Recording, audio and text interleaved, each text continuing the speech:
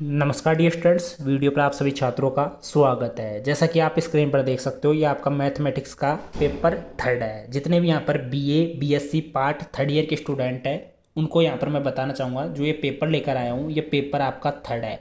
Paper first and साथ में जो पेपर सेकंड है वो भी आपको देखने को मिल जाएगा, इसी चैनल पर देखने को मिल जाएगा। उन दोनों का लिंक मैं डिस्क्रिप्शन बॉक्स में दे दूंगा, तो अगर आप उनको देखना चाहो, जैसे अभी इस पेपर को आप 2024 में देख रहे हो या 2025 में देख रहे हो या इसको इस बार यानी कि 2023 में भी देख रहे हो, तो आपकी यूनिवर्सिटी के लिए काफ़ी इंपॉर्टेंट पेपर है। अगर अभी भी आपका पेपर नहीं हुआ है तो इस पेपर को देखकर जरूर जाना, क्योंकि ये एक यूनिवर्सिटी द्वारा लिया गया पेपर है। यहाँ पर 2023 का पेपर है। अब इसकी बात करते हैं, मैथमेटिक्स का ये पेपर है, ठीक है। पेपर थर्ड है मैथमेटिक्स का, ठीक है। डायनेमिक एंड जो कंप्यूटर प्रोग्रामिंग इन सी, तो इसका ये पेपर है। अब बात करते हैं यहाँ पर फर्स्ट क्वेश्चन की। सभी क्वेश्चन आपके लिए इंपॉर्टेंट है, पूरे पेपर को आपको अच्छे से समझना है। फर्स्ट क्वेश्चन की बात करते हैं। यहाँ पर सभी भागों के आपको प्रश्न करना है, यानी कि attempt all part of this question. First question है इसका, यानी कि फर्स्ट क्वेश्चन का फर्स्ट पार्ट है, वेग व त्वरण के स्पर्श रेखीय एवं अभिलाम्बिक घटक आपको यहाँ पर लिखने हैं। एक नंबर का क्वेश्चन है। सेकंड है, तरल आवर्ती गति की प्रकृति को आपको यहाँ पर समझाना है, ठीक है। थर्ड क्वेश्चन की बात करते हैं कि अधिकतम ऊंचाई तक का उड्डयन काल टी का आपको सूत्र बताना है। जो टी है इसका आपको सूत्र लिखना है, ठीक है। फोर्थ क्वेश्चन है, ऊर्जा संरक्षण सिद्धांत को समझाइए। इंपॉर्टेंट क्वेश्चन है, काफी बार यहाँ पर पूछ लिया जाता है, हर एग्जाम में पूछा जाता है, तो उसको आप नोट कर लेना या अच्छे से याद कर लेना। फिफ्थ नंबर का क्वेश्चन है, पदिक रूप से सकेंद्र कक्षा का अवकलन समीकरण आपको यहाँ पर लिखना है, टाइप करना है। सिक्स नंबर का क्वेश्चन है, त्रिज्या ए तथा एम सहती के खोखले गोले का एक व्यास के पारित जड़त्व आघूर्ण आपको यहाँ पर लिखना है। क्या लिखना है? जड़त्व आघूर्ण आपको यहाँ पर लिखना है, ठीक है। बात करते हैं नेक्स्ट क्वेश्चन की। 90 नंबर का क्वेश्चन है, यदि केंद्रीय बल नियत बिंदु से दूरी के वर्ग के व्युत्क्रमानुपाती हो तो सकेंद्र कक्षा ज्ञात करनी है। जो सकेंद्र कक्षा है वो आपको यहाँ पर ज्ञात करनी है। बी ऑप्शन की बात करते हैं, किसी रूढ़ित शंकु का उसके परितः जड़त्व आघूर्ण ज्ञात कीजिए।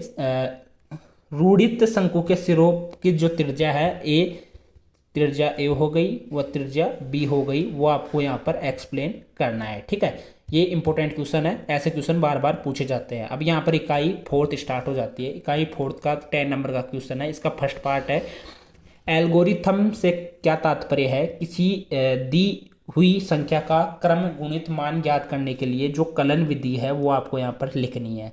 जो कलन विधि है वो आपको लिख के बतानी है, एल्गोरिथम से आपका क्या तात्पर्य है। बी नंबर का क्वेश्चन है, एक व्यावसायिक बैंक में n वर्षों के लिए राशि रुपयों में माना पी जमा की जाती है, जो कि साधारण ब्याज की R% वार्षिक दर से अदा की जाएगी। n वर्षों बाद की राशि का प्रिंट सी प्रोग्राम में आपको यहाँ पर लिखना है। किस प्रोग्राम में लिखना है? सी प्रोग्राम में आपको लिखना है। 5 नंबर का क्वेश्चन है। यूनिट फिफ्थ की बात करते हैं। यूनिट फिफ्थ का फर्स्ट क्वेश्चन है, एरे का प्रयोग करते हुए दो मैट्रिक्स के गुणन का आपको सी प्रोग्राम लिखना है। देखो ये प्रोग्राम पूछे जाते हैं वो हमेशा, जैसे सी लैंग्वेज हो गया या C++ लैंग्वेज हो गया या जावा हो गया या आपका पाइथन हो गया, ठीक है।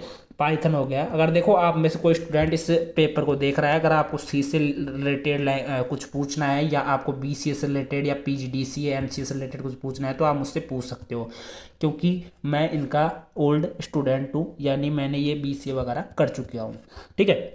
बात करते हैं यहाँ पर इसके है जो 6 नंबर का पार्ट है, दो संख्याओं में सबसे बड़ी संख्या ज्ञात करने के लिए जो प्रवाह चित्र है वो आपको यहाँ पर बताना है। 8 नंबर का क्वेश्चन है, स्कैनफ ये रहता है। देखो जैसे प्रोग्रामिंग करते हैं तो उसमें रहता है प्रिंटफ ये कोलन, इसके बाद में रहता है स्कैनफ, ठीक है। स्कैनफ कथन के उपयोग को सी प्रोग्राम के द्वारा आपको यहाँ पर दर्शाना है। देखो ये किस प्रकार से दर्शाया जाता है, जैसे हैज टैग, यहाँ पर प्री प्रोसेसर बोलते हैं इसको, हैज टैग प्रिंटफ और यहाँ पर कोलन, फिर यहाँ पर कोमा, ठीक है, ऐसे रहता है। इसके बाद में 9 नंबर का क्वेश्चन है, सी प्रोग्राम में लूप को आपको समझाना है। जो लूप रहती है फॉर लूप एंड लूप, ये आपको समझाना है। एक्स है, सी भाषा में एरे को परिभाषित करना है। एरे इंपॉर्टेंट रहता है। देखो काफ़ी बार आपसे एरे भी पूछ लिया जाता है और सेकंड आपसे ऑपरेटर भी पूछ लिया जाता है सी प्रोग्राम में। ये चलते हैं, बहुत ज़्यादा चलते हैं, ठीक है। सेकंड नंबर का क्वेश्चन है, यदि किसी समतल वक्र में एक गतिमान बिंदु का मूल बिंदु के सापेक्ष कोणीय वेग अचर हो तो सिद्ध कीजिए कि उसका अनुप्रस्थ त्वरण अरीय वेग के समानुपाती होगा या नहीं होगा। ये आपको एक्सप्लेन करना है। थर्ड नंबर का क्वेश्चन है कि 10 क्विंटल भार वाली मोटर गाड़ी जो 12 मीटर प्रति सेकंड के वेग से चल रही है और ब्रेक लगाने से 18 मीटर में रुक जाती है, तो ब्रेक से लगाए गए प्रतिरोधी बल द्वारा किया गया कार्य लिखना है। यहाँ पर प्रतिरोधी बल का आपको सूत्र लगा के इसका आंसर निकालना है। 4 नंबर का क्वेश्चन है, एक आयताकार पटल का उसकी भुजा के परितः जड़त्व आघूर्ण क्या है, यह आपको बताना है। 2 नंबर का क्वेश्चन है। 5 नंबर का क्वेश्चन है, दो दिए गए संख्याओं को जोड़ने के लिए सी प्रोग्राम आपको लिखना है। 6 नंबर का क्वेश्चन है, एक दी गई पूर्णांक संख्या में प्रयुक्त अंकों का योग ज्ञात करने के लिए जो व्हाइल लूप है, व्हाइल लूप होती है, एक डू व्हाइल लूप होती है, इनका प्रयोग करते हुए सी प्रोग्राम आपको यहाँ पर लिखना है। ठीक है, यानी कि सी लैंग्वेज से काफ़ी क्वेश्चन पूछे गए हैं, तो सी लैंग्वेज को अच्छे से याद कर लेना। 7वें नंबर का क्वेश्चन है, इसका ए पार्ट है कि एक कण ए त्रिज्या के मतलब वृत्त से इस प्रकार चलता है कि उसका स्पर्श रेखीय त्वरण उसके अभिलंबिक त्वरण का सदैव के गुना रहता है। यदि किसी बिंदु पर उसकी चाल u हो तो सिद्ध कीजिए कि वह उसी बिंदु पर यानी कि उसी बिंदु पर a/, ku और 1 - -2 पाई के होता है। इसके समय पश्चात लौट पाएगा, यह आपको एक्सप्लेन करके बताना है। ठीक है, बी ऑप्शन है, एक पिंड एक सरल रेखा हो गई OAB पर सरल आवर्त गति से गतिमान है। यदि कण ए तथा बी विराम अवस्था में है जिनकी 0 से दूरी क्रमशः ए तथा बी है और उसका वेग v है, तब वह उनके मध्य बिंदु पर है, तो प्रदर्शित कीजिए कि पूर्ण आवर्तकाल यानी पूर्ण आवर्तकाल पाई बाई BA/V होता है। ये आपको एक्सप्लेन करके बताना है।